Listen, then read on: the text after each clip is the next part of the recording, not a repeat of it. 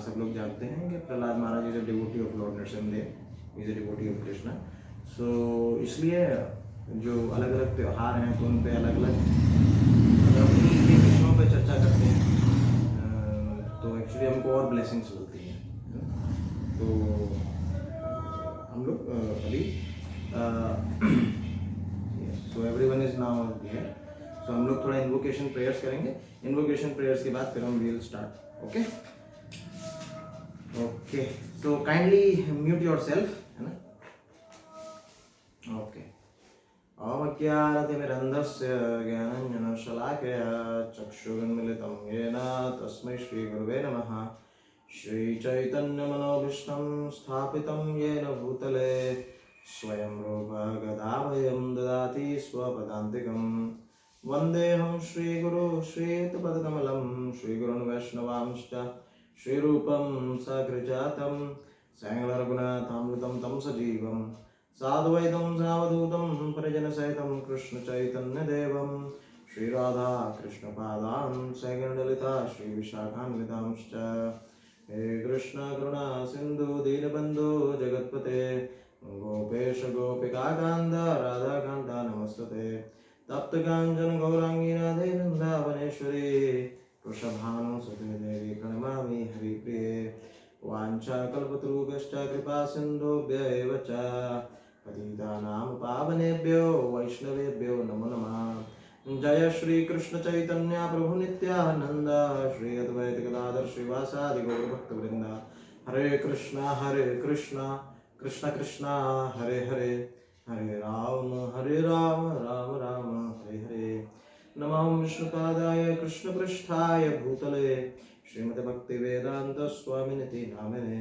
नमस्ते सरस्वते देवे गौरवाणी प्रचारिणे निर्विशेष शून्यवादी पाश्चात्य देशतारिणे। Hare Krishna. So welcome all of you.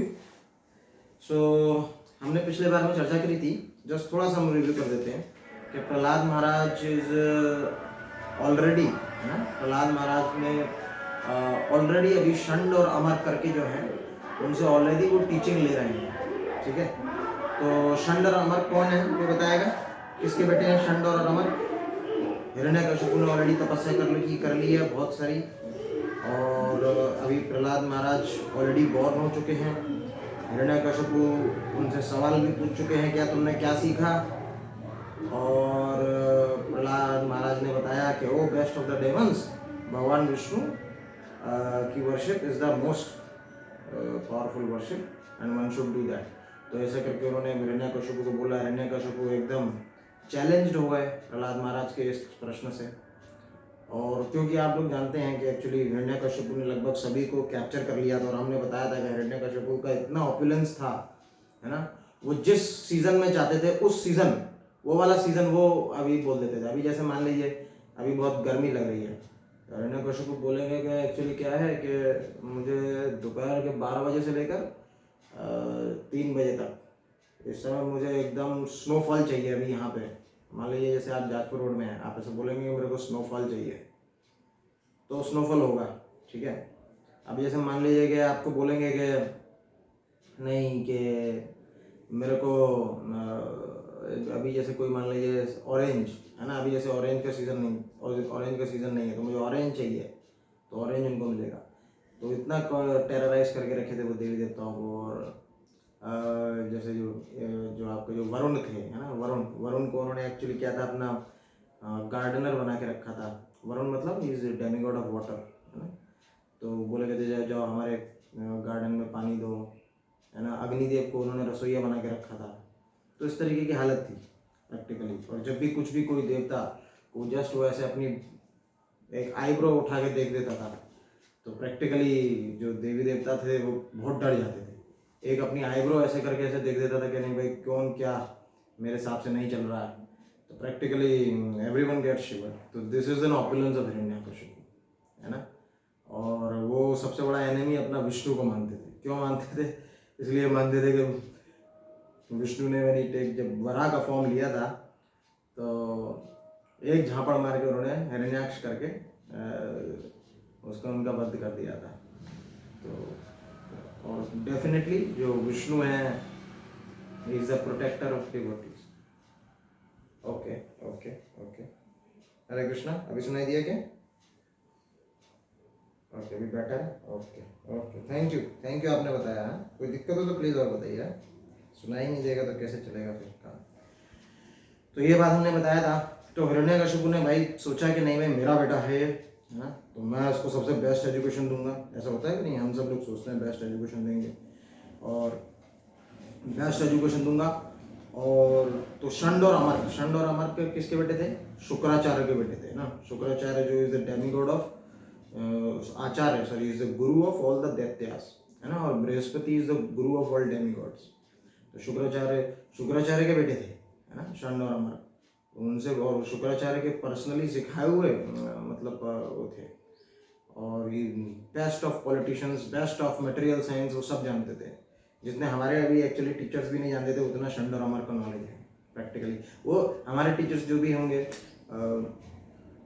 जैसे अर्थ के बारे में ज़्यादा जानते होंगे, लेकिन उनको यूनिवर्सल नॉलेज था, है ना। तो पूरे यूनिवर्स का सबसे बेस्ट स्कूल, बेस्ट टीचर्स उनको दिए, है ना। लेकिन पर प्रहलाद महाराज ने क्या किया? प्रहलाद महाराज ने, हाँ ठीक है, वो तो करते थे, सुनते थे, लेकिन उसको एक्सेप्ट नहीं करते थे। और वो जो नारद मुनि थे, नारद मुनि ने जो सिखाया हुआ था उनको, कब सिखाया था? उन्होंने गर्भ में ही सीख लिया था।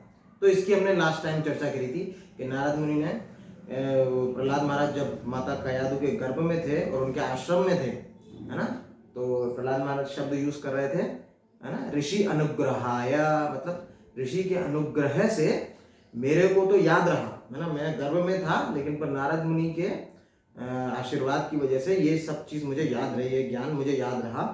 और इसलिए वो ज्ञान वो फिर अपने जो सहपाठी हैं, कलीग्स हैं, आपके जैसे क्लासमेट्स हैं, सॉरी स्कूलमेट्स, क्लासमेट जो थे, उनसे शेयर कर रहे थे, ठीक है ना। तो पहला श्लोक है, बहुत इंपॉर्टेंट श्लोक है, मैंने व्हाट्सएप पे शेयर किया है। ये पहला श्लोक था जो प्रहलाद महाराज अपने फ्रेंड्स को इंस्ट्रक्ट कर रहे थे, ठीक है ना। हाँ, आप सब लोग खोल सकते हैं उस श्लोक को, और हम उसी श्लोक को थोड़ा पढ़ेंगे, है ना। हाँ,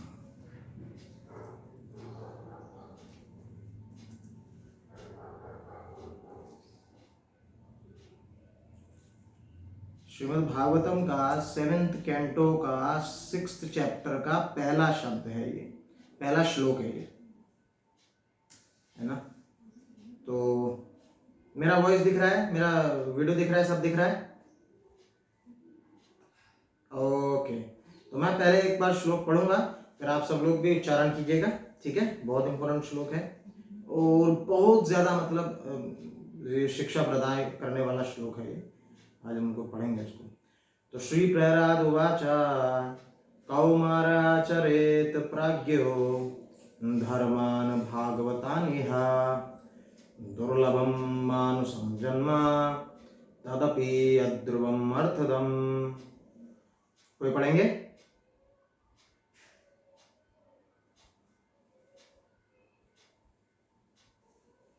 ट्राई, एनीवन ट्राई? व्हाट्सएप पे दिया है सबको। Yes yes, please try.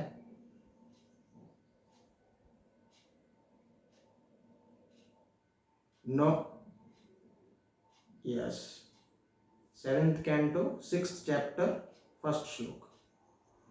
ये आपको भगवत गीता में नहीं मिलेगा। Yes yes yes, this is not Bhagavad Gita नहीं है ये, दिस इज श्रीमद् भागवतम, है ना।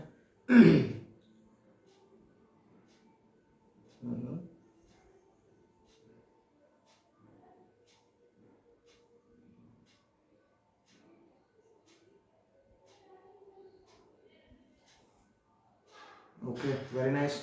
और कोई ट्राई कीजिए, पेरेंट्स भी ट्राई कीजिए। और यस, हाँ, कृष्णा।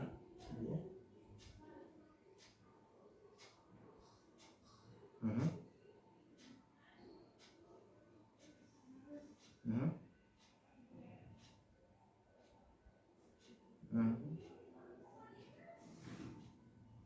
हम्म।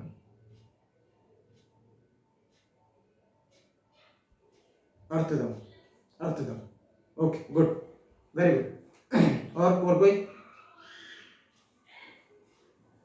जी पढ़िए।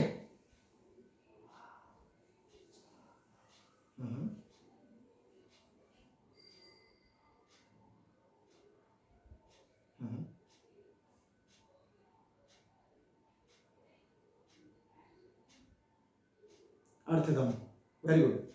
और कोई पढ़िए, एनीवन एल्स?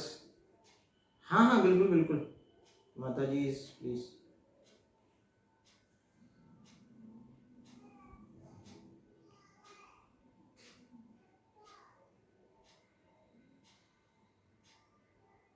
हाँ वेरी गुड। और कोई पढ़िए।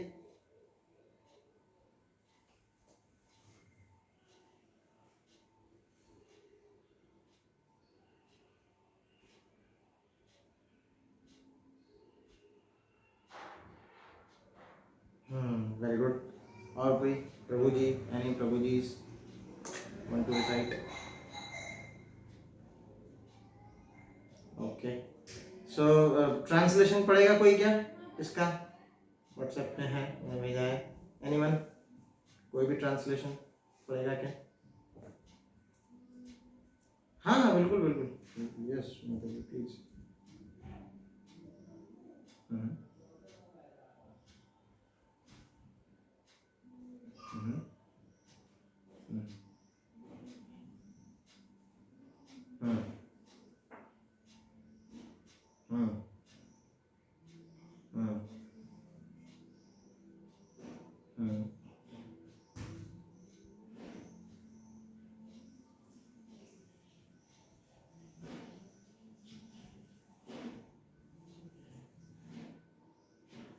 ओके, तो very important thing it is said, complete perfection की बात कर रहे हैं, है ना? स्लाइट अमाउंट, है ना, इवन स्लाइट अमाउंट, है ना? अच्छा, ये श्लोक कौन बोल रहा है? प्रहलाद वाच है, प्रहलाद महाराज बोल रहे हैं।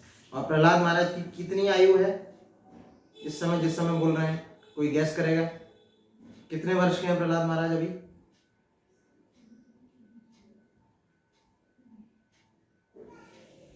हाँ 5 इयर्स, 5 इयर्स। 5 इयर्स में हम लोग क्या, हम लोग शायद यूकेजी फर्स्ट है, फर्स्ट यूकेजी में होते हैं शायद, है ना?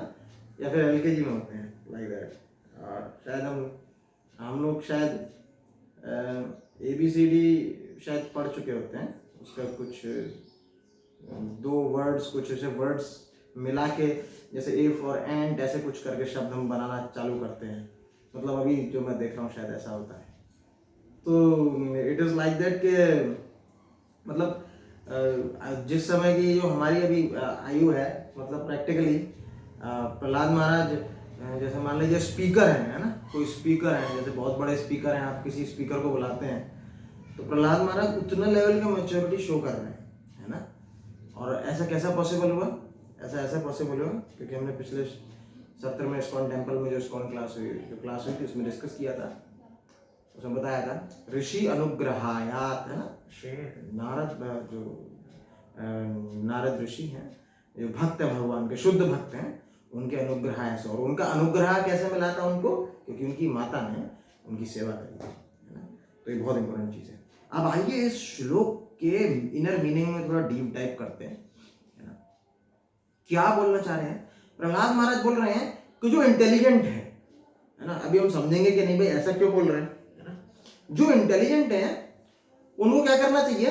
ह्यूमन फॉर्म ऑफ बॉडी को बहुत ही शुरुआती एज से, है ना, शुरुआती एज समझते हैं, मतलब जो बोलते हैं कि कौमार आचरित मतलब जैसे कौमार एक ग्रुप ऑफ एजेस है, मतलब क्या है, 5 साल से छोटे बच्चे उसको कौमार बोलते हैं, ठीक है ना?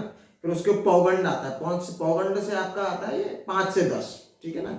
इसी तरीके से आगे किशोर आता है आपका 10 से 15, फिर यौवन आता है 15 से ऊपर, ऐसे करके आता है, ठीक है ना? तो वो कौमार एज में बोल रहे हैं, है ना, स्पेसिफिकली। और कौमार एज में क्या बोल रहे हैं, है ना?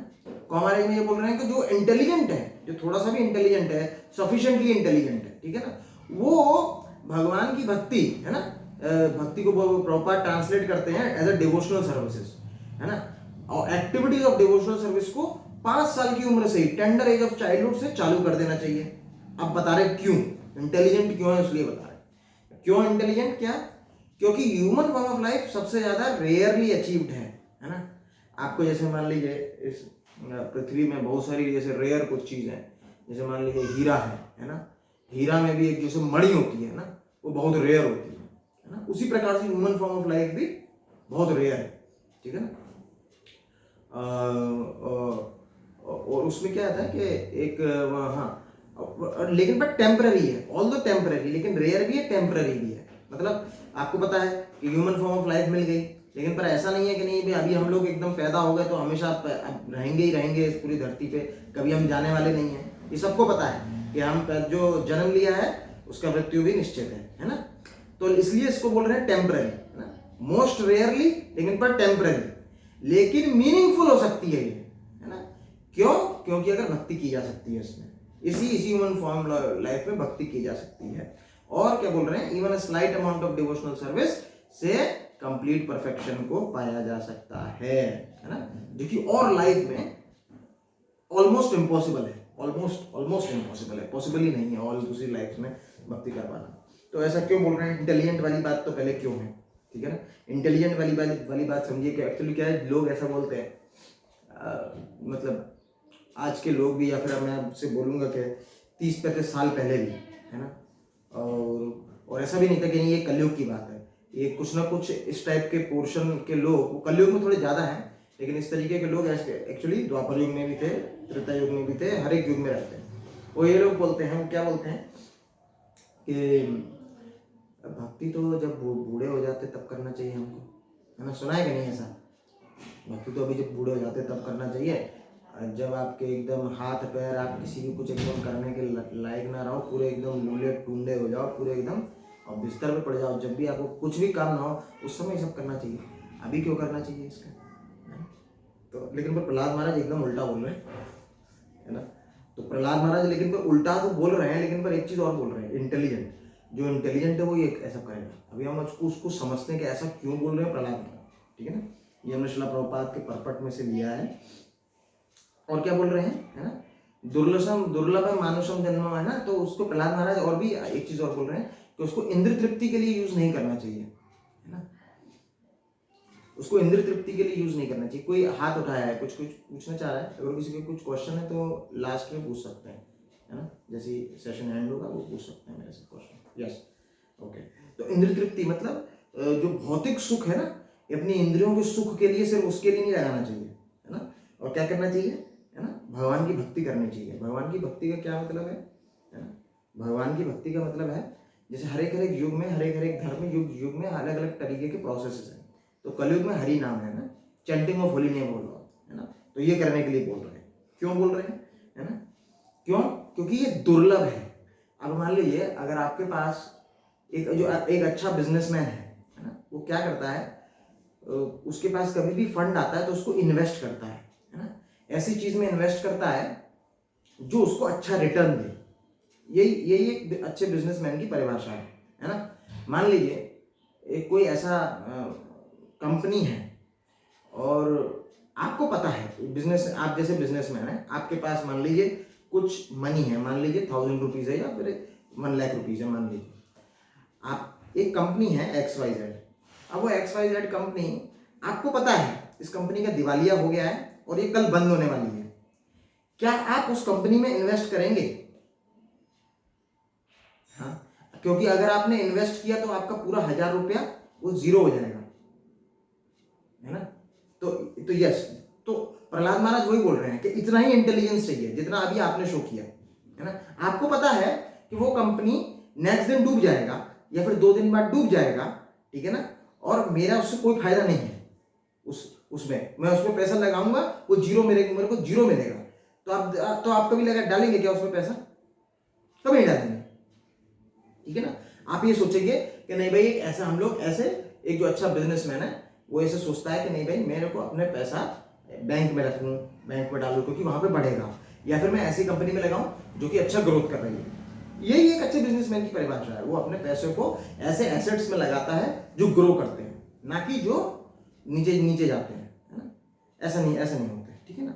तो क्यों बोल रहे हैं ऐसा क्यों कर रहे हैं, है ना। तो ह्यूमन फॉर्म ऑफ लाइफ इसी तरीके से अगर आप देखते हैं कि at one point of time it will be time, है ना। ह्यूमन फॉर्म ऑफ लाइफ आपके क्या खत्म हो जाएंगे, कुछ भी ये बचेगा नहीं। ह्यूमन फॉर्म ऑफ लाइफ आपका जिसका भी है ना, like 60 years 70 years it is going to become zero, है ना। इस बॉडी पे कंप्लीटली अगर आप 100% इसी बॉडी पे इन्वेस्ट करेंगे और अपने आत्मा पे कुछ इन्वेस्ट नहीं करेंगे तो उसका रिजल्टेंट जीरो है ना, कोई रिजल्टेंट जीरो होगा। है ना। मान लीजिए आपने अपने बॉडी पे सिर्फ और सिर्फ भाई अच्छा मेकअप और अच्छा उसको खाना खिलाना, बस वो सब चीज़ किया आपने, लेकिन आपको पता है इवन डेथ से पहले ही हमको पता चल जाता है कि जैसे ही ओल्ड एज आ जाता है तो ये बॉडी क्रम्बल करने लगती है, पेन्स, बॉडी में पेन्स, ये सब चीज़ आने लग जाते हैं, है ना। तो ऐसा नहीं है कि नहीं भी उसमें बोल रहे हैं कि नहीं भी उसको इन्वेस्टमेंट नहीं करना है, उस पर इन्वेस्टमेंट तो करना ही करना है ना, बिल्कुल करना है, ठीक है ना, लेकिन बस सिर्फ उस पर नहीं करने का, ये इंपॉर्टेंट चीज़ बता रहे हैं, ठीक है ना। तो क्या बोल रहे हैं, है ना। तो क्या करना चाहिए, जो इंटेलिजेंट लोग हैं वो क्या करते हैं, वो भगवत भक्ति करते हैं। अब भगवत भक्ति क्यों करते हैं, इंटेलिजेंस इसमें क्या है, भगवत भक्ति इसलिए करते हैं कि मान लीजिए एक कोई बहुत आज के जैसे बिलियनियर्स है, मान लीजिए जेफ बेजोस, है ना, और जैसे मान लीजिए अंबानीज, है ना, या फिर कुछ भी आप ले लीजिए एलन मस्क, ये देयर आर बिलियनियर्स, ठीक है ना। ये नेक्स्ट लाइफ में इनको मान लीजिए कुछ भी इनका जन्म मिलेगा, क्या वो पैसा इनको ट्रांसफर होगा जो अभी इनके पास है इनके अकाउंट में, हो सकता है क्या, क्या लगता है आपको, है ना, बिल्कुल नहीं होगा, है ना। एक बार आप गए, है ना, पैसा तो क्या, ऐसा नहीं कि नहीं इनकी बीवी या फिर इनका बच्चा, they will also not go to him, है ना। एक बार मरने के बाद वो क्या बनेंगे किसी को नहीं मालूम है, सबसे पहली बात तो ये वाली बात है, ठीक है ना। तो आपने जितना इसमें एंडेवर किया है ह्यूमन फॉर्म ऑफ लाइफ में, है ना, जो भी भौतिक सुख के लिए किया है वो एकदम जीरो ही होने वाला है, एट द एंड जीरो होने वाला है, लेकिन पर क्या जाएगा, क्लम्बर, क्लम्बर कहाँ से सुना आपने शब्द, you can ask the doubt later, है ना, after the class, okay. So तो इंटेलिजेंट पर्सन क्या कर रहे हैं, उसका एक ऐसे कंपनी में इन्वेस्टमेंट कर रहे हैं जो वाकई में इटर्नल है। इटर्नल क्या है, इस शरीर में क्या इटर्नल है, इस शरीर में what is eternal, soul, soul is eternal, exactly, है ना। तो सोल जो इटर्नल है उस पर इन्वेस्टमेंट करने के लिए बोल रहे हैं, तो इसलिए इंटेलिजेंट है, क्योंकि उनको पता है, किसका मतलब, इटर्नल का मतलब होता है नित्य, नित्य मतलब जो कभी मरे ना, है ना। जैसे जो आत्मा होती है वो ना कभी पैदा होती है ना मरती है ना, जो भगवान का नित्य अंश होते हैं, ठीक है ना। और हमारी बॉडी पेरिशेबल है, ठीक है ना। पेरिशेबल समझते हैं, पेरिशेबल का मतलब होता है कि आज ये अभी स्वस्थ है तो कल को इसको डिजीज होगा, फिर बाद में ओल्ड एज होगा और बाद में विंडल होके ये एकदम समाप्त हो जाएगा, है ना। तो ये मतलब है, लेकिन आत्मा में किसी तरीके कोई विकार नहीं है, ठीक है ना। तो उसके मुक्ति के लिए कार्य करते हैं जो इंटेलिजेंट लोग हैं, वो उसमें इन्वेस्टमेंट करते हैं। क्या इन्वेस्टमेंट करते हैं, भक्ति का इन्वेस्टमेंट करते हैं, दैट इज द थिंग, है ना। आप कोई बोलेंगे कि भाई बचपन से क्यों कर रहे हो ये बात, है ना, बचपन में क्यों कर रहे हो, चलो ठीक है आपने इतना बात बता दिया, अभी बचपन में क्यों करना है आपको, ये सब चीज़ें अभी बहुत पड़ा है, जिंदगी पड़ी है, या फिर यौवन में क्यों करना है, अभी तो एकदम एंजॉयमेंट का टाइम है मेरे पास, बहुत अभी मेरे को एंजॉयमेंट करना है ना, इंद्र तृप्ति बहुत करना है।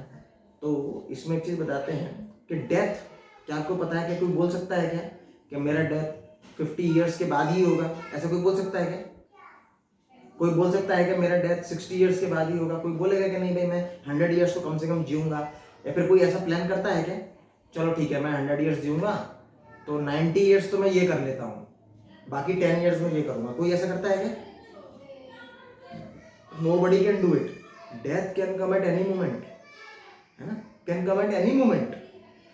बड़े से बड़े माफिया की भी उसको भी पता नहीं चलेगा कब उसकी डेथ आ जाती है, वो बहुत बड़ा किंग होगा उसको भी नहीं पता चलेगा कब उसकी डेथ आ जाती है। और हम ये ऐसा क्यों बोल रहे हैं, क्योंकि हम आसपास में न्यूज ऐसा सुनते हैं कि नहीं, अनिश्चित काल में किसी की समवन गॉट डाइड, है ना, समवन गॉट, किसी के प्राण चले गए, है ना। तो this happens even in young age also, है ना, यंग ये छोटे छोटे अवस्था में भी हो जाती है, अनिश्चित काल में भी हो जाती है, और आगे समय में भी हो सकती है, तो किसी को पता नहीं है इस चीज के बारे में, सबसे पहली बात है। तो इसलिए एक तो पॉइंट ये है कि भाई इसलिए हम लोगों को क्या है, भक्ति कर लेनी चाहिए पहले पहले समय में नहीं। दूसरे इंपॉर्टेंट एक चीज है कि आप बोलेंगे कि ओल्ड एज में करनी चाहिए, तो ओल्ड एज की परिभाषा क्या है, एक तरीके से कोई बता सकता है कि ओल्ड एज की क्या परिभाषा है, ओल्ड एज कैसे समझते हैं, क्या समझते हैं किसी को ओल्ड एज है, कोई बूढ़ा है क्या, ओल्ड हो गया, उसको कैसे मतलब बोलेंगे आप? हाँ, बात ठीक है। तो उसके कुछ सिम्टम है क्या लगता है? कुछ क्या करते होंगे, कुछ क्या?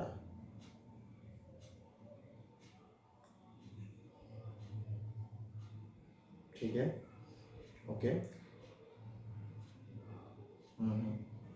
Okay, okay, got it, fine. But Vedas में उस ओल्ड एज को थोड़ा और अलग तरीके से डिफाइन भी किया गया है। आप जो बोल रहे हो वो सही है, नो डाउट, वट एवर जिन्होंने भी अभी सब बोला वो सही है। लेकिन अभी मैं आपसे एक चीज़ बोलता हूँ, मैंने कई बार या फिर आपने भी कई बार ये सब चीज़ सुना होगा कि रियल प्रॉब्लम्स ऑफ लाइफ ऐसी हैं जो nobody wants it and nobody can avoid it, but it is common to all. इनके तीन है, कोई चाहता नहीं है, कोई इसको अवॉइड नहीं कर सकता, लेकिन पर सबको आनी ही आनी है। ये रियल प्रॉब्लम्स ऑफ लाइफ है। तो उसमें कई बार हम लोगों ने बताया है, शास्त्रों में बताया है, birth, old age, disease, death, है ना? Birth, old age, disease, death. और अभी अभी जस्ट मैंने अभी बोला, अभी आपने सुना इस चीज़ को, हमने बोला कि नहीं भाई, जो ह्यूमन फॉर्म ऑफ लाइफ में डेथ तो कभी भी आ सकता है, 20 ईयर्स में भी आ सकता है ना? तो क्या वो ओल्ड हुआ था कि नहीं हुआ था? आपको क्या लगता है? तो यानी कि मतलब ओल्ड एज जरूरी नहीं है रियल प्रॉब्लम ऑफ लाइफ है, मतलब ऐसा। मतलब अगर मान लीजिए कोई ऐसा व्यक्ति है जो 25 या 35 या 40 वर्ष में जिसका देहांत हो जाता है, जिसका देह समाप्त हो जाता है, तो क्या उसको ओल्ड एज नहीं आया है? क्या लगता है? मतलब कहने का मतलब है, जो भगवान जो बोल रहे हैं जन्म मृत्यु जरा व्याधि, मतलब उसमें कुछ गलती है क्या? जन्म मृत्यु जरा व्याधि जैसे भगवान ने बोला, भगवान तो परफेक्ट पर्सन है, तो ऐसा भी मतलब हो सकता है कि किसी को ओल्ड एज नहीं आया होगा, ऐसा है? क्योंकि भगवान बोल रहे हैं कि नहीं भाई आया होगा, लेकिन तो आया होगा तो जरूर, जन्म मृत्यु जरा व्याधि वो बोल रहे हैं, तो चार चीज बोल रहे हैं, तो इसका मतलब क्या है कि सिर्फ 3 ही प्रॉब्लम्स रियल है क्या? ऐसा नहीं है। तो वैदिक लिटरेचर में एक और चीज इसमें बोलते हैं कि ओल्ड एज का जो आप बोल रहे हैं ठीक है, वो मीनिंग भी ठीक है, लेकिन पर एक और मीनिंग है, it is the closeness proximity to death, है ना?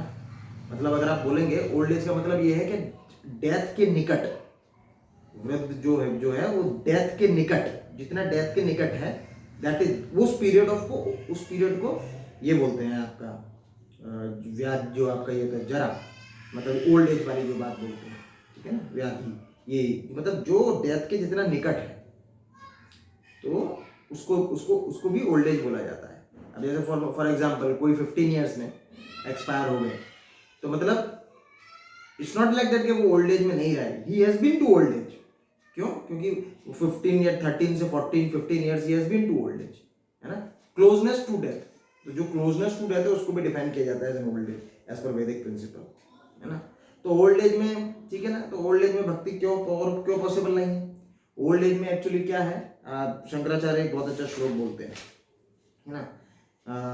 ये बहुत प्रसिद्ध है, आपने भी कभी कभार, जब मैं भी एक्चुअली छोटा था तो हिंदी की पुस्तकों में पढ़ाते थे, है ना? बहुत अच्छा श्लोक है, आपने सुना होगा, अंगम गलितम पलितम मुंडम दशन विहीनम जातम तुंडम वृद्ध्याति गृहत दंडम, है ना? और तदपि न मुंचति आशा पिंडम, है ना? मतलब क्या बोलते हैं, अंगम पलितम, जो शंकराचार्य का श्लोक है ना, कि मतलब ओल्ड एज में क्या होता है, और जो लिम्स होते हैं, जो बॉडी के सेंसेस होते हैं, they just like dry up, या फिर एग्जाम्पल मेल्ट हो जाते हैं। किसका मतलब? अर्जुन, फिर से पूछिए। I didn't get you. Arjun leave, आप उसको टाइप कर सकते हैं क्या? Can you type?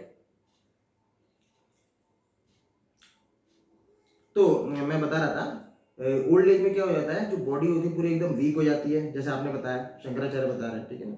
और जो हेयर के जो बॉल्ड हो जाते हैं ना, हेयर भी चले जाते हैं, पलितम मुंडम, ठीक है ना?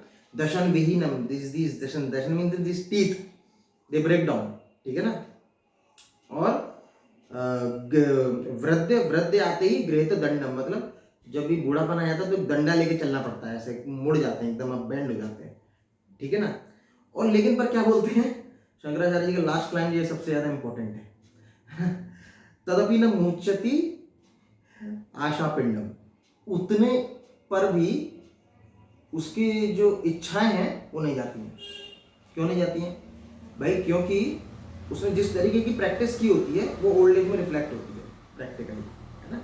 तो हम लोग देखते हैं कि जैसे मान लीजिए कोई स्मोकिंग से एडिक्ट हो जाते हैं, उनका ओल्ड एज में भी नहीं छूटता, स्मोकिंग ड्रिंकिंग वगैरह ये सब चीज़, है ना। तो जिस तरीके का आप जीवन अपना कौमार से अपना यौवन और ये इसमें जिएंगे, वही चीज़ आपका रिफ्लेक्ट करेगा ओल्ड एज में, है ना। और ओल्ड एज में कोई पर्टिकुलरली डिवोशनल सर्विस के लिए आप एंडेवर देना मुश्किल रहेगा, है ना। तो उस एज में आप कहीं पे इन्वेस्टमेंट करने लायक ही नहीं रहेंगे। तो इसलिए बोला जा रहा है, प्रहलाद महाराज बोल रहे हैं, जो इंटेलिजेंट पर्सन है वो क्या करेगा, कौमार एज से ही भक्ति प्रारंभ करेगा, है ना। ये चीज़ इंपॉर्टेंट चीज़ है, ये इसलिए बोल रहा है ना। तो अब आप समझे ये चीज़ का मतलब, है ना। और क्या है बता रहे हैं, दुर्लभ है ना। ह्यूमन फॉर्म ऑफ लाइफ दुर्लभ क्यों है? क्योंकि 8.4 मिलियन स्पीशीज हैं, है ना। वेदास बताते हैं 84 लाख योनि है। 84 लाख योनियों में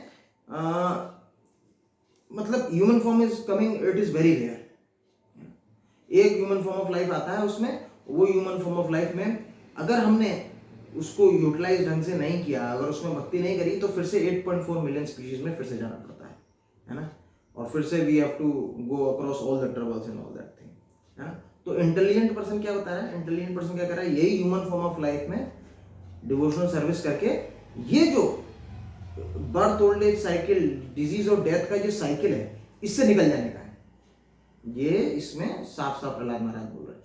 तो यही इंटेलिजेंट पर्सन है, क्योंकि ये एक एग्जिट है। ह्यूमन फॉर्म ऑफ लाइफ एक तरीका है इसको, इस साइकिल को एग्जिट करने का, है ना। अगर उसने इस साइकिल का ये जो एडवांटेज का पूरा लाभ नहीं उठाया, तो फिर उसको इंटेलिजेंट नहीं बोला जाएगा ना, उसको इंटेलिजेंट नहीं बोला जाएगा, है ना। जैसे क्या बोलते हैं, कभी कभार कुछ स्कीम निकालते हैं, है ना, गवर्नमेंट, है ना, तो बोलते हैं कि नहीं भाई वो स्कीम अभी तक के लिए खुली है। जैसे प्रधानमंत्री ने एक स्कीम निकाली थी लोन की, है ना, प्रधानमंत्री आवास योजना। तो उसमें निकाला था कि नहीं भाई, अगर कोई लोन लेंगे तो उनका 2.5 लाख वो डिडक्ट कर देंगे उस लोन में से, है ना। तो अब जिन्होंने लोन लिया है और पर्टिकुलर टाइम के लिए दिया, उन्होंने बोले कि नहीं भाई ठीक है 5 से 6 साल, ये 10 ऐसे कुछ 7 साल 8 साल के लिए उन्होंने दिया, और फिर उन्होंने बंद कर दिया। तो कहने का मतलब ये है, एक एडवांटेज है सबको, ठीक है ना, सबको एडवांटेज है। अगर वो चाहते तो जो भी उसमें से होम लोन लेते थे, तो उनको 2.5 लाख ऑटोमेटिकली डायरेक्ट हो जाता था, उनका टोटल इंटरेस्ट वगैरह सब में से। That is the thing. तो उसी तरीके से जैसे यहाँ पे बता रहे हैं, ह्यूमन फॉर्म ऑफ लाइफ में ये पॉसिबल है ना। हम अपना ह्यूमन फॉर्म ऑफ लाइफ का सक्सेशन परफेक्शन प्राप्त कर सकते हैं, है ना। तो इसमें क्या है कि भाई क्यों अच्छा ये क्यों बोल रहे हैं कि नहीं भाई इंद्रिय सुख के लिए एक्स्ट्रा एंडेवर क्यों नहीं करें? आप बोलेंगे कि मैं भक्ति करता रहूँ, आप बोलेंगे कि नहीं भाई कि मैं चैंटिंग करता रहूँ, बस ये करता रहूँ, और फिर मेरा फिर सुख का क्या होगा वो सब चीज़ के लिए? तो ऐसा नहीं बोल रहे अपने सुख के लिए कुछ एंडेवर नहीं करना है। मिनिमलिस्टिक एंडेवर तो है जीव को करना ही करना है ना। तो उसमें नेक्स्ट श्लोक में प्रहलाद महाराज बता रहे हैं, यानी कि इंद्रिय सुख, है ना, वो उसके स्पीशीज के हिसाब से ऑलरेडी फिक्स है ना। जैसे मान लीजिए जैसे जो हमारा जो आप बोलते हैं जैसे सुख है ना, और दुख है। आप दुख के लिए कोई एक्स्ट्रा एंडेवर करते हैं क्या? कोई भी क्या दुख के लिए एंडेवर करता है कि नहीं मेरे दुख आ जाए? आजकल बहुत सुख चल रहा है मेरी लाइफ में, चलो 12 महीने 1 साल हो गया अभी तक सुखी सुख चल रहा है, चलो नेक्स्ट 2 महीने के लिए चलो दुख करते हैं, कुछ करते हैं, अपना दिवालियाँ निकाल देते हैं। ऐसा कोई कुछ करता है क्या? कोई दुख के लिए एंडेवर करता है क्या एक्स्ट्रा? कोई नहीं करता, है ना। लेकिन पर दुख उसकी लाइफ में आता है, ठीक है ना। तो उसी तरीके के लिए सुख भी हर एक पर्टिकुलर लिविंग एंटिटी के लिए भगवान ने फिक्स किया हुआ है। मटेरियल सुख स्पेसिफिकली बता रहे हैं। क्या फिक्स नहीं है? भक्ति, वो फिक्स नहीं है, ठीक है ना। जो फिक्स नहीं है उस चीज को हम पे करना चाहिए। जो फिक्स है ऑलरेडी, जो फिक्स है उसके लिए क्या करें, ठीक है ना। तो इंद्रिय सुख किस चीज पे डिपेंडेंट है? देह योगेन। देह योगेन का मतलब जो भी देहधारी है उसकी पर्टिकुलर जो भी देह है उसका, उस देह के हिसाब से उसको सुख है, मिलेगा ही मिलेगा। दूसरा एक चीज क्या बोल रहे हैं? सर्वत्र लभ्यते, मतलब जितनी भी स्पीशीज है, जैसे मच्छर है, मच्छर क्या करता है? मच्छर को सुख कैसे मिलेगा? जब वो किसी का खून चूसे, है ना। That is the thing. है ना। और जैसे बंदर को सुख कैसे मिलेगा, जब वो कुछ फल पे कुछ ऊपर चल के कुछ फल खाएगा, कुछ केला खाएगा, एक डाल से दूसरी डाल पे जाएगा, है ना, इस तरीके से। तो हर एक पर्टिकुलर लिविंग एंटिटीज के लिए उनका सुख निर्धारित है और उनको सुख मिलता भी है ना। मच्छर भी आके कभी काट लेते हैं हम लोगों को, देते हैं सुख, उनके लिए सुख ऑलरेडी है। और दूसरे क्या बोला, तीसरा बोला क्या है, मतलब उसके लिए प्रयत्न, है ना। बहुत ज्यादा प्रयत्न करने की उसके लिए आवश्यकता नहीं है ना, वो बिना प्रयत्न के मिलेगा ही मिलेगा, ठीक है ना, आता ही है। और दैवात, दैवात मतलब वो भगवान के, it is governed bye supreme personality of God, जो विधाता है वो उसमें प्रैक्टिकली दे के रखा है कि नहीं भाई ये सब चीज एक डेस्टिनी के हिसाब से, हमारे प्रीवियस कर्मा के हिसाब से वो एक दे के रखा है कि नहीं भाई इस लाइफ में you will get this much सुख। अभी अगर मान लीजिए ऐसा नहीं होता कि कुछ लोग तो बहुत एंडेवर करते हैं, आप देखते हैं मजदूर लोग हैं वो कितना एंडेवर करते हैं, लेकिन अगर मान लीजिए लेकिन पर उनको उतना सुखी नहीं लगता है ना। और हालांकि आप ये देखते हैं कि नहीं भाई कुछ कभी कभार ऐसे भी लोग होते हैं जो बड़े बड़े लोग होते हैं, ठीक है ना, बड़ी बड़ी ऊंची कंपनी में बड़ी बड़ी पोस्ट पे होते हैं, लेकिन पर क्या है कि उनको बहुत ज़्यादा पैसा मिलता है, लेकिन पर वो क्या होता है, नींद की गोली ले रहे होते हैं रात में, है ना, सो नहीं पाते हैं, है ना। तो ऐसी ऐसी सिचुएशंस हैं, है ना। तो उनके लाइफ में जितना सुख लिखा था वो है उतना ही मिलेगा उनको, है ना, चाहे वो कितने भी बड़ी ऊंची पोस्ट पे हो जाए, है ना, वो और ज़्यादा नहीं कर सकते, क्योंकि क्या है, दैवात, दैवात मतलब जो दैव ने निर्धारित किया है उतने मिलेगा ही मिलेगा। तो ये चीज़ ऑलरेडी लगभग फिक्स है ना। और लिविंग एंटिटी को अपना जितना भी ऑलमोस्ट जितना परिश्रम है वो थोड़ा बहुत परिश्रम करके उस पर करना चाहिए। ये नहीं है कि नहीं भाई सारा का सारा परिश्रम उसी पे कर दे, है ना, अपनी सिर्फ बॉडी पे ही कर दे, है ना। तो प्रभुपाद बहुत अच्छा एक एग्जांपल देते हैं, है ना। तो एक आदमी था, वो अपना घर बना रहा था, तो वो दूसरा एक आदमी वहाँ से जा रहा था, तो उसने पूछा ये घर आप इतना सुंदर कैसे बनाया है, क्या क्या लगाया है इस घर में। तो बता रहा कि नहीं भाई मैंने इटली से मार्बल मंगाया है। तो अच्छा, और ये एकदम बहुत बड़ा झूमर मंगाया है ना, एकदम डाइनिंग हॉल में लगेगा वो झूमर। अच्छा, और मैं बोला कि बहुत मतलब दीवार में ही जो अंदर घुस जाते हैं वैसी वाली लाइट्स मंगाई हैं उन्होंने, है ना, और चमकीला पेंट्स मंगाया है ना, जो रात में भी चमकता है ऐसे करके। बोला अच्छा ओके, तो इसमें कि मतलब फिर इसका करोगे क्या, ऐसे करके पूछा उसने। तो बोल के इतना सुंदर बना रहे हो, पर मतलब क्यों बना रहे हो, किसके लिए बना रहे हो। तो वो बोलता है एक्चुअली क्या है, ये मैं इसलिए बना रहा हूँ क्योंकि कल मुझे इसमें पूरे में आग लगानी है। तो व्हाट इज दिस। तो इतना वो मेहनत कर रहा है, लेकिन पर कल he has to set it on fire. तो this is like foolish human beings like us, है ना, क्योंकि हम लोग सारा का सारा एंडेवर बॉडी पे ही कर देते हैं, तो क्या है, लेकिन पर बॉडी को एक समय आग लगाना है, दैट इज द पॉइंट, है ना। तो उससे कोई भी लाभ नहीं होने वाला है प्रैक्टिकली, है ना। तो हमारा जो एंडेवर है, जो बेसिकली जो लाभ देगा, जो हमारा एंडेवर, दैट इज ओनली भक्ति, वही एंडेवर लाभ देगा। आपको कोई बैंक बैलेंस ट्रांसफर नहीं होगा, लेकिन पर भगवान कृष्ण भगवत गीता में क्या बोलते हैं, भगवान कृष्ण भगवत गीता में बोलते हैं, है ना, एक श्लोक था, 6th चैप्टर में ही आएगा वो, है ना। अभी हम 5th चैप्टर के लास्ट में चल रहे हैं भगवत गीता के, 6th चैप्टर में आएगा, है ना। वो बोलते हैं सुचिनाम श्रीमताम गे योग भ्रष्टा भी जायते, मतलब जिसका अगर योग भ्रष्ट भी हो जाता है, मतलब कहने का मतलब जो भक्ति के पाथ पर है और मान लीजिए वो पूरा नहीं कर पाता और भ्रष्ट भी हो जाता है, तो उसको बोलते हैं भगवान उसको अच्छे घर में जन्म देते हैं। ह्यूमन फॉर्म ऑफ लाइफ में भी जन्म तो देते ही देते हैं, पर अच्छे घर में देते हैं, है ना। और उसके बाद क्या बोलते हैं 6.43 में, है ना, ये बहुत अच्छा एक श्लोक है, उसमें बोलते हैं कि तत्र तम बुद्धि संयोगम, है ना, तत्र तम बुद्धि संयोगम लभते पूर्व दैहिकम, मतलब क्या बोल रहे हैं, जो बुद्धि अब जब नया जन्म मिल गया है तो लभते मतलब पूर्व दैहिकम, पुरानी जो देह का जो भक्ति का है वो उसको फिर से रिवाइव हो जाता है ना। ये भगवान बोल रहे हैं भगवद गीता में, उसको जो पुराना, अभी जैसे कई बार होता है, आपने देखा होगा कुछ लोग होते हैं जो भक्ति में रिवाइव का मतलब, हम बता रहा हूँ। रिवाइव का मतलब ये होता है कि मतलब आपने जैसे मान लीजिए कुछ पुराने जन्म में आपने कुछ भक्ति किया है, ठीक है ना, अभी इस जन्म में आपको पुराने जन्म का भक्ति का ध्यान आ गया कि आपने क्या किया है, ये होता है रिवाइव, मतलब जो पहले से था वो आपको मिल जाता है, जो पहले था आपका वो आपको मिल जाता है, ठीक है ना। अभी जैसे अभी जैसे मैंने आप लोगों से प्रश्न पूछा था, तब आपने बताया था, जब मैंने पूछा था कि नहीं भाई मान लीजिए कोई बहुत बड़ा अमीर, है ना, आदमी मर गया, ठीक है ना, तो मान लीजिए अगले जन्म में जाके मान लीजिए कुछ भी पैदा हुआ, कभी कहीं पे जाके पैदा हुआ, तो उसका बैंक बैलेंस क्या उसको ट्रांसफर होगा क्या?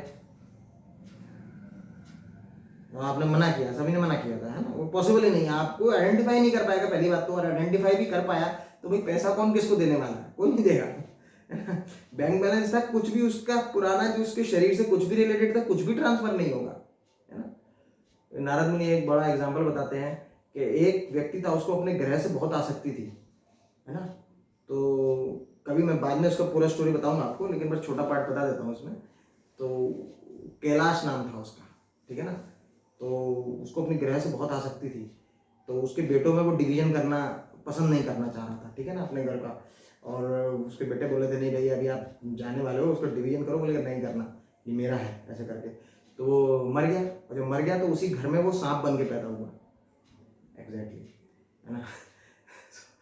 प्रैक्टिकली अब नेक्स्ट लाइफ में क्या बनोगे, नोबडी नोस, है ना, practically he becomes a snake, और नारद मुनि को फिर आना पड़ा उसको डिलीवर करने के लिए प्रैक्टिकली, तो we will tell some other, लेकिन कहने का मतलब ये है कि आप नेक्स्ट लाइफ में क्या बनोगे किसी को पता नहीं, है ना। अगर मान लीजिए वो बेटा आपको देखेगा कि नहीं भाई ये सांप है, तो कोई थोड़ी ना सोचेगा कि ये मेरे पापा हैं, तो मारेगा ना उसको, नोबडी नोस।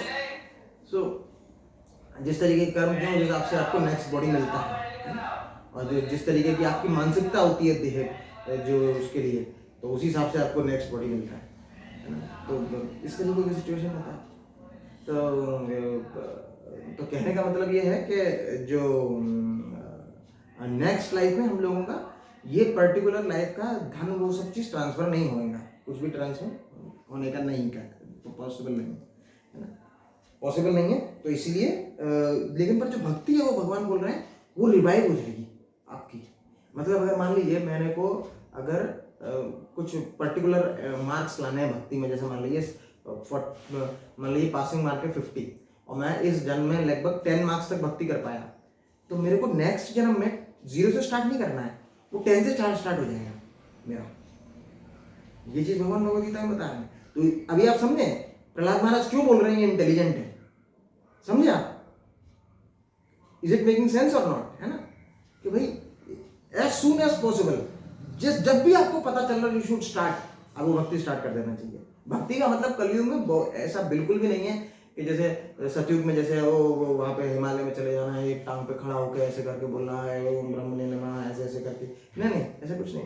कलयुग में सबसे ज़्यादा आसान है ना, क्योंकि कलयुग का जीव बहुत ही ज़्यादा मतलब उसकी बुद्धि बहुत ही कम है ना, तो उसके प्रोसेस बहुत आसान किया भगवान ने, है ना। Chanting of the holy name of Lord, सिर्फ भगवान का नाम लेना, हरे कृष्णा महामंत्र करना, ठीक है ना, और कुछ है आप कुछ जो खा रहे हैं वो भगवान को भोग लगा देना, इसमें कितना डिफिकल्टी है। वो खाएंगे तो आप ही, भगवान तो क्या पूरा आपका प्लेट नहीं लेके चले जाएंगे, खाने ले जाएंगे भगवान तो आपका, है ना। कुछ भी जो भी आप फ्रूट्स दे रहे हैं उसमें फ्रूट्स में भगवान थोड़ा सा तुलसी पत्ता रखकर आप भगवान को ऑफर कर सकते हैं और वही आप खा सकते हैं, वही खाने से वो प्रसाद बन जाता है ना। भगवान को आप ऑफर कर सकते हैं, भगवान को आप थोड़ा सा उसमें आप 5 मिनट हरे कृष्णा महामंत्र कर सकते हैं, या फिर जितना भी 2-3 बार हरे कृष्णा महामंत्र बोल के भगवान को बोल सकते हैं भगवान प्लीज, है ना, हमारी जो योग्यता है उसके हिसाब से आपको दे रहे हैं, प्लीज इसको एक्सेप्ट कीजिए, है ना। ऐसे भगवान के सामने प्रेयर्स कर सकते हैं, है ना। आपको क्या चाहिए, एक आपको भगवान का फोटो चाहिए, भगवान विष्णु का, या फिर राधा कृष्ण का फोटो, आपका जो भी है राधा कृष्ण का फोटो रहेगा, या पंचतत्व का फोटो रहेगा, है ना, चैतन्य महाप्रभु, नित्यानंद प्रभु, अद्वैताचार्य, गदाधर पंडित, शिवदास पंडित, इनका फोटो रहेगा, प्रभुपाद का एक फोटो रहेगा, बस ये इतना सब चीज़ है। ये आपको क्या नेट में डाउनलोड होने से कहीं मिल जाएगा, उसका प्रिंट आउट लाके आप लगा सकते हैं, और जनरली सभी के घर में होता ही है, ठीक है। तो ये बस सामने बस रख देने का है, तुलसी पत्ता दे देने का है, बस डू इट। तो और इसलिए और प्रहलाद महाराज क्यों बोल रहे हैं शुरुआत, अगर इजी नहीं होता तो प्रहलाद, हाँ वेरी गुड, जो भी करता है तो आई रियली मन को कॉन्ग्रेचुलेट करना चाहता हूँ कि जो भी करता है that is very fortunate person, वो बहुत फॉर्चुनेट है ना, क्योंकि भगवान भगवद गीता में बोलते हैं मनुष्य नाम सहस्त्रषु कश्चित् सिद्ध है ना। अभी देखते हैं कि हजारों लाखों मनुष्य हैं, लेकिन hardly few humans, hardly few of them are in actually striving for perfection. बहुत ही कम लोग हैं जो वाकई में अध्यात्म के लिए परफेक्शन कर रहे हैं, ठीक है ना। तो ये रेशियो तो रहेगा ही रहेगा।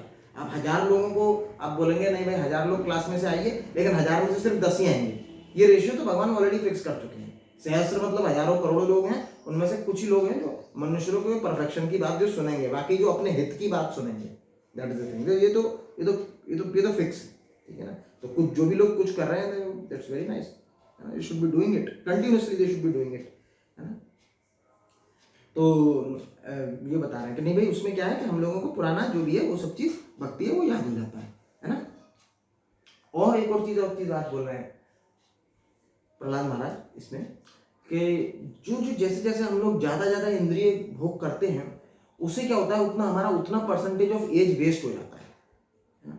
मतलब दैट वो जो पर्सन आपने जो ह्यूमन फॉर्म ऑफ लाइफ में वो जो काम किया है वो किसी काम का नहीं, practically that is gone zero, वो जीरो हो चुका है प्रैक्टिकली, है ना। उसको कोई भी पर्पस सिद्ध आप कर नहीं पाए, है ना। जो भी आपने सेंस ग्रेटिफिकेशन, जैसे आपने मूवी देखी, मान लीजिए आपने कोई भी लेटेस्ट कुछ मूवी आई, आपने मूवी देखी, तो इसका कुछ आपके आत्मिक अध्यात्म के रेलेवेंस से कुछ फायदा हुआ क्या? आध्यात्मिक रेलेवेंस, आपने जैसे मान लीजिए वीडियो गेम खेला, और वीडियो गेम में आपको मान लीजिए आप मान लीजिए उड़ीसा में फर्स्ट आ गए, कोई ऐसा कोई एक वीडियो गेम था उसमें कॉन्टेस्ट हुआ, आप उड़ीसा में फर्स्ट आ गए, कुछ फायदा हुआ आपका ह्यूमन फॉर्म ऑफ लाइफ का? कुछ फायदा हुआ? कोई फायदा नहीं हुआ, ठीक है ना। हाँ, इवन जैसे जो आप पढ़ाई कर रहे हैं, जॉब कर रहे हैं, वो भी अगर भगवान की चेतना में करेंगे तो दैट वे वो भी आप भक्ति बना सकते हैं। ऐसा नहीं है कि पढ़ाई अपना जॉब छोड़ देना, पढ़ाई कर देना है, या फिर जो वुमेन्स हैं वो अपना घर का काम कर देना, छोड़ देना, नहीं। आपको उसको कृष्ण कॉन्शियसनेस में करना है ना। भगवान कृष्ण की चेतना में होकर करना है। वो मैं पढ़ाई कर रहा हूँ, this thing I am studying it for Krishna, ये मैं जॉब कर रहा हूँ, I am doing it for Krishna. You have to think it like that, you have to, आपको अपनी थिंकिंग को भगवान के लिए चेतना में ढालना पड़ेगा उसको, है ना। यस। तो इसमें और एक और चीज बोला है कि जैसे ओल्ड एज में हम लोग कर नहीं पाएंगे, ये बात हमने बता दिया है ना। और हम लोगों का जो लगभग जितना एक बताते हैं जो एथिस्टिक लोग हैं, है ना, वो जो भक्ति बिल्कुल प्रैक्टिस नहीं करते, उनका 50% जो लाइफ होता है वो लगभग सोने में जाता है ना। 20% उनका खेल कूद में, गेम्स में चला जाता है ना। 20% फिर दवाइयाँ, ओल्ड एज इसमें चला जाता है, और 10% वो सब अपना जो जीविकार्जन करते हैं, अपना लाइवलीहुड करते हैं, इसलिए चला जाता है, और कोई भक्ति नहीं करते, है ना। और डेथ में जिस तरीके की चेतना होती है उनको उस तरीके का फिर बॉडी बोलता है ना। भगवान भगवद गीता के 8th चैप्टर बताते हैं, यम यम वापी स्मरणम भावम तजिते अंत कलेवरम, है ना, तत्त भाविता। उसी तरीके का उनको जो उनका लास्ट स्टेज में जो लोग जिस तरीके की चेतना रहता है उस चेतना के हिसाब से उनको बॉडी मिलता है। तो ये चीज बता रहे हैं इसमें, सदा तद भाव भाविता, जो भाव है उसी भाविता का उनको शरीर मिलता है उस हिसाब से। अगर किसी का मन में बहुत जैसे क्या है, खाने की बहुत ज़्यादा इच्छा रह गई, मान लीजिए नहीं भाई मुझे खाना है और थोड़ा ऐसे तरीके, तो उसको नेक्स्ट जन्म में हाथी बना देंगे ऐसे करके प्रैक्टिकली। तो उस हिसाब से जिस तरीके का भाव रहता है उसी तरीके की उनको शरीर मिलता है फिर बाद में। और अगर भक्ति का भाव रहेगा तो एटलीस्ट भक्ति का भाव रहेगा तो सीधे बैक टू गॉड जाएगा ही जाएगा, इसमें तो कोई सेकंड पॉइंट है ही नहीं। लेकिन अगर मान लीजिए वो भाव ना भी आ पाया और उसने शुरुआत में कभी भक्ति करी थी, है ना, एंड में मान लीजिए ओल्ड एज में नहीं कर पाया, या फिर कुछ सिचुएशन ऐसा हो गया कि नहीं भाई उसने बाद में छोड़ दिया, किसी गलत संग में आ गया, उसको ह्यूमन फॉर्म ऑफ लाइफ जरूर मिलेगा। अभी आप सोचिए भक्ति में कितनी शक्ति है, आपने उसको एंड में छोड़ भी दिया है लेकिन तब भी पर भक्ति आपको नहीं छोड़ रहा है, उसका जो ऑस्पिशियसनेस है वो आपको नहीं छोड़ रहा।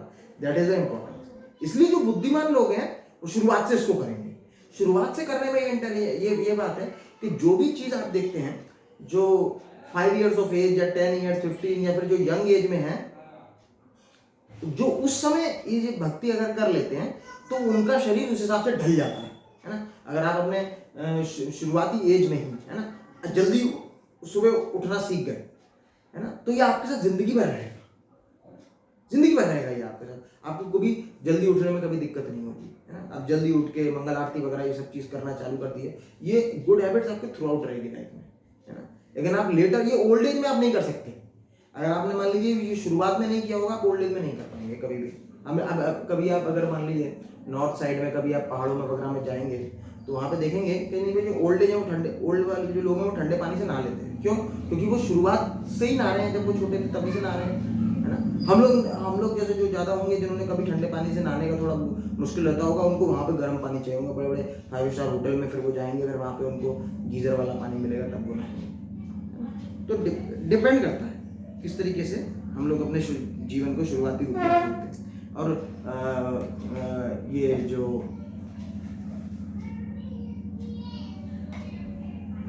Anita Nayak, you are trying to present, आप अनीता नायक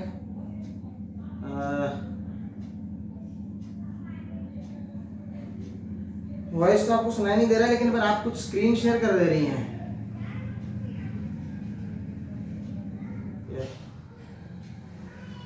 yes, okay okay, thank you. हाँ, तो हमने ये सब चीज़ बताया आपको। और एक चीज़ लास्ट हम चीज़ बोल के इसमें करते हैं कि जो एक्चुअली क्या है कि बहुत ज़्यादा ये भी रहता है कि भगवान एक बार ये भी बोलते हैं 7.15 में कि किस तरीके के लोग हैं जो उनको भक्ति नहीं कर पाते, है ना। तो प्रहलाद महाराज यहाँ पर भी बता रहे हैं कि मेरी क्या क्या सिचुएशन होती है। वो जो बहुत ज़्यादा आपने देखा है कि जैसे क्या है, जो बहुत ज़्यादा एजुकेटेड होते हैं लेकिन पर वो भगवान को नहीं मानते हैं, बहुत ज़्यादा।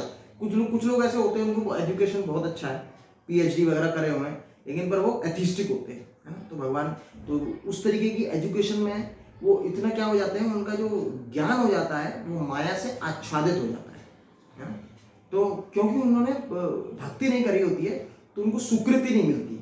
और सुकृति मतलब उनके पुण्य के जो पुण्य जो बोलते हैं, तो सुकृति मतलब पुण्य, उन्होंने पुण्य नहीं किए होते, तो पुण्य ना करने की वजह से वो अथीस्टिक रह जाते हैं। चाहे भलाई वो कितने भी पढ़ गए, कितना भी 11th 12th PhD, कितना भी ऊंचे उनको डॉक्टर की वो मिल जाए, कितने भी उनको पद्मश्री मिल जाए, लेकिन पर वो एथिस्टिक रहेंगे। क्यों? क्योंकि उन्होंने सुकृति, शुरुआत में उन्होंने भक्ति नहीं करी, है ना, इसलिए उनको वो एथिस्टिक बन जाते हैं, है ना। तो इसलिए भक्ति रेयर भी है। ये कई बार जो होते हैं इंटेलिजेंट पर्सन होते हैं, वो भी उनको, जो इंटेलिजेंट मतलब सो कॉल्ड इंटेलिजेंट क्लास मतलब एकेडमिक्स में जो हम बोल रहे हैं प्रैक्टिकली, जो इंटेलिजेंट पर्सन होता है वो तो भक्ति करता ही है, ये तो बताइए मैंने उसमें, है ना। तो क्या करें, सीधी बात है। अभी हम इतना सब कुछ हमने बता दिया, तो करना क्या चाहिए, सीधी बात है। तो सबसे पहले बात जो प्रहलाद महाराज बता रहे हैं कि असत संग को छोड़ना चाहिए, है ना। असत संग मतलब संग का इतना प्रभाव है, आपने बहुत जो भी थोड़े से बड़े होंगे वो जानते होंगे क्या होता है कि स्मोकिंग ड्रिंकिंग किसी का कैसे चालू होता है ना। वो खुद जो पर्सन होगा जिसने स्मोकिंग ड्रिंकिंग शुरुआत में जिसने भी पहली बार चालू किया होगा, वो कभी नहीं चाहता होगा कि नहीं भाई वो करे। वो कैसे चालू करता है, उसका कोई एक फ्रेंड होता है, वो फ्रेंड उसका अच्छा फ्रेंड होता है, लेकिन पर वो फ्रेंड उससे स्मोकिंग ड्रिंकिंग से आसक्ति होता है, उसका बड़ा अटैचमेंट होता है, लेकिन पर इसका नहीं होता।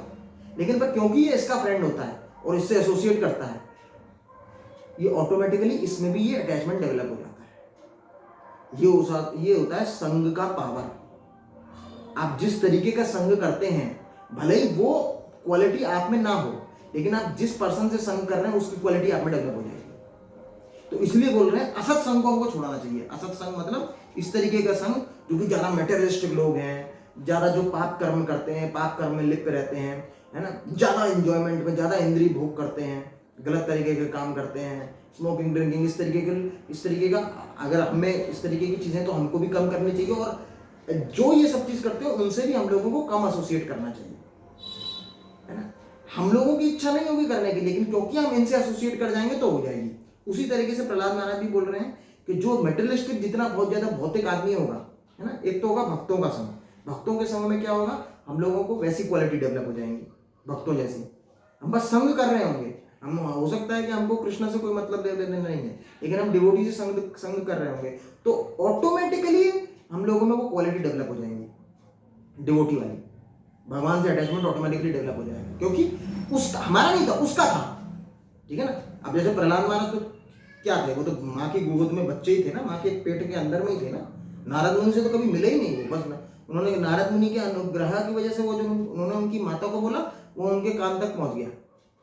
बस नारद मुनि का जैसे शुद्ध भक्त का संग किया तो उनके अंदर भी वो चीज डेवलप हो गई, ऑटोमेटिकली डेवलप हो गई, समझ गए। उनको भी कुछ एक्स्ट्रा एंडेवर नहीं करना पड़ा, ऑटोमेटिकली डेवलप हो गई ये सारी बातें। तो उसी प्रकार से हम लोग भी जिस टाइप का संग करेंगे उस टाइप की ऑटोमेटिकली क्वालिटी डेवलप हो जाएगी। अगर आप स्मोकर और ड्रंकर्स का संग करेंगे, उसी तरीके से स्मोकर ड्रंकर्स बनते हैं। मैं मेरे कॉलेज में था NIT इलाहाबाद में, जब हम लोग घुसे थे फर्स्ट ईयर में, तो 1% से भी कम आदमी था जो कि स्मोकिंग ड्रिंकिंग करता था, है ना, बीटेक में हम लोग जब गए थे, और जब निकले फाइनल ईयर में तो 1% से भी कम आदमी बचा था जो नहीं करता था।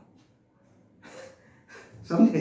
तो ये होता है संघ का पावर, मतलब चाहे आप नेगेटिव ले लो चाहे पॉजिटिव ले लो।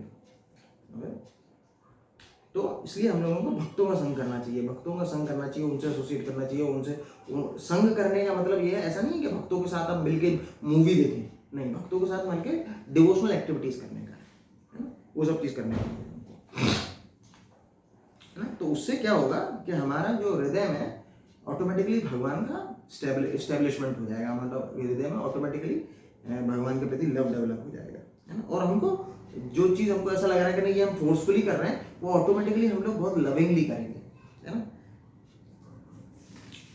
तो मैं इसको यहीं पे विराम देता हूँ, इस चीज़ को, ठीक है ना। किसी के कोई कुछ प्रश्न है तो पूछ सकते हैं, कोई कुछ पूछना चाहता है? असत संग में ये भी चीज़ है, अननेसेसरी आपके वीडियो गेम्स, फालतू के जो टीवी सीरियल्स, ये सब चीज़, ये सब असत संग में काउंट होंगे, ठीक है ना। आपको लग रहा है कि नहीं भाई ये तो मैं टीवी देख रहा हूँ, टीवी थोड़ी ना, ये तो कोई फ्रेंड थोड़ी ना, ये कोई आदमी थोड़ी ना है, लेकिन पर क्या है, जो भी आप सुन रहे हैं देख रहे हैं वो आपके अंदर में, आपके संस्कार में छपेगा, ठीक है ना। वीडियो गेम्स, फालतू की चीज़ें, ये सब चीज़, एवरीथिंग, ये सब असत संग में आते हैं, ये सब आपको करप्ट करेंगे। तो you should also not do this, try to do this, अपने लिमिट करना चाहिए इस चीज़ को। ओके, तो किसी का कोई कुछ प्रश्न है, कोई कुछ पूछना चाहता है?